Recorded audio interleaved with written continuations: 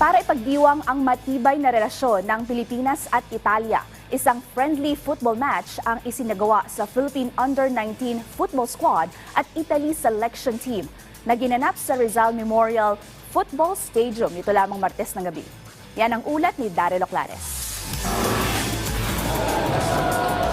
Bilang bahagi ng pagpapatibay ng magandang relasyon sa pagitan ng ating bansa at ng Italia, isinagawa ang Philippine-Italy Friendship Cup 2024 sa makasaysayang Rizal Memorial Football Stadium nitong Martes ng gabi. Dito nagtagisan ang Philippine Under-19 Football Squad na naglaro sa ilalim ni Philippine Football Federation Technical Director Joseph Ferre at ang Italy Selection Team na pinamunuan naman ni former national team booter na si Simon Greatwich. Matapos ang higit 70 minutong laro sa football field, parehong tabla sa 2 goal ang parehong kupunan kaya nauwi sa penalty shootout para matukoy kung sino ang mananalo. Sa huli, nagwagi ang Italia na naipukol ng 5 goal upang manaig sa Pilipinas na nakapasok naman ng 3 goal. Hindi man ito ang inaasahang resulta, positibo pa rin si Ferre at sinabing simula pa lamang ito sa paghanap ng mga susunod na henerasyon ng national team booters.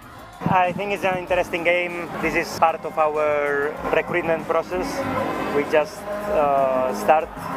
Yesterday we had a training session with the group. Today we played this game. I think it's interesting always to play games with certain level. It's the first game. I am happy with the performance of the boys. But it's just the beginning. A lot of room to improve.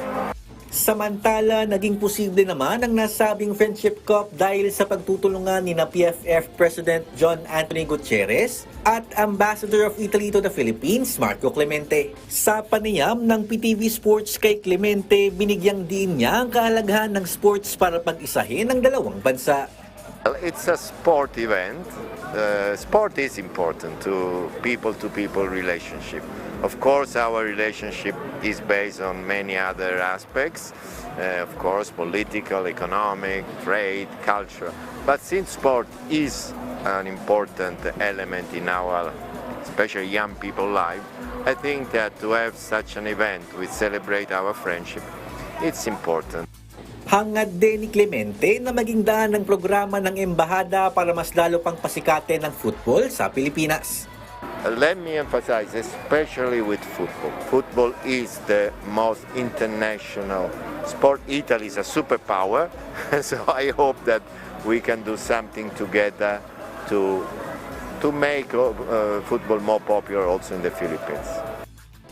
Daryl Oclares para sa Pambansang TV sa Bagong Pilipinas.